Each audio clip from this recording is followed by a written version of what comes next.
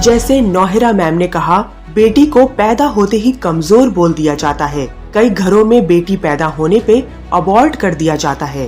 बेटी, बहू, माँ ये सारी लड़कियां ही तो हैं जिन्हें कमजोर माना गया। कई इलाकों में बेटी पैदा होने पर बद्दुआ दी जाती है और लड़के पैदा होने पे मिठाई बांटी जाती है। ऐसा भेदभाव क्यों?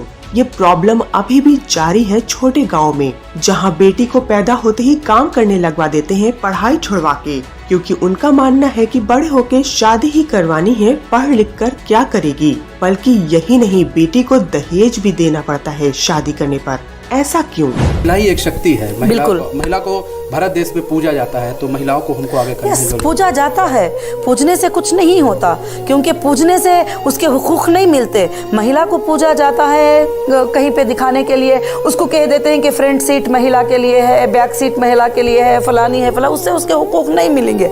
मगर उसको पैदा जब होती है तो घर से उसके माँ बाप ही उसको कमजोर कर देते हैं। सबसे पहले, बेटा तू लड़की है, तुझे शादी करके जाना है, वहाँ बड़े खतरनाक लोग रहेंगे, तुझे डराएंगे, तू बर्तन धोना सीख ले, तू खाना पकाना सीख ले, अगर देख वो छोड़ देगा तो तेरा क्या हाल होगा, कैसी भी हालत रहो तू मरती रहना है। डॉक्टर नौहरा शेख मैम का यही बोलना है कि बेटी कमजोर नहीं, बेटी भी उतने ही हक की जिम्मेदार है जितना कि लड़के हैं। ये बदलाव लाना है पूरे देश में।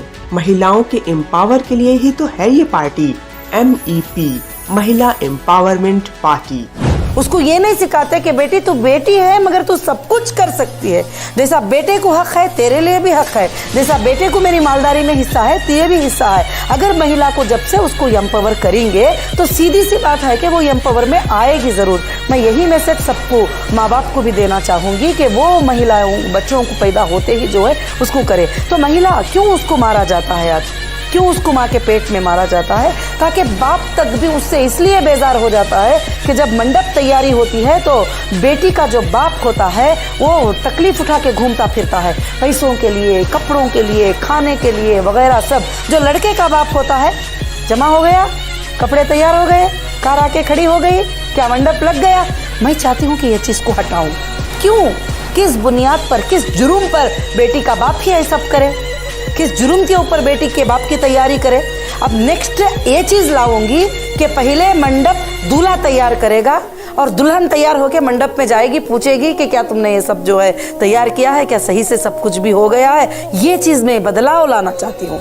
डॉक्टर नौहरा शेख मैम और उनकी MEP पार्टी के सरकार में आने के बाद सारे बदलाव आएंगे। बेटी का भविष्य उज्जवल होगा और ये MEP आने के बाद ही हो सकता है। बेटी को कमजोर मानना भी एक तरीके का जुर्म है कि उसकी पढ़ाई रोक दी जाती है, छोटी सी उम्र में विवाह करवा दिया जाता है। बाल विवाह भी एक जुर्म ही है, पर अभी भी ये प्रथा चली आ रही है कई छोटे गाँव में, जिसे MEP रोकेगी। डॉक्टर नौहरा मैम का कहना है कि बेटी का बाप बहुत कुछ सोचता है, उसके पहनने के लिए कपड़े, रहना, खान पान, शादी के मंडप तक, लेकिन लड़के के पिता को बस सब होके मिलता है।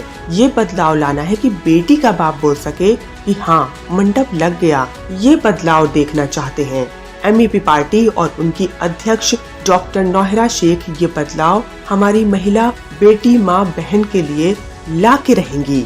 धन्यवाद।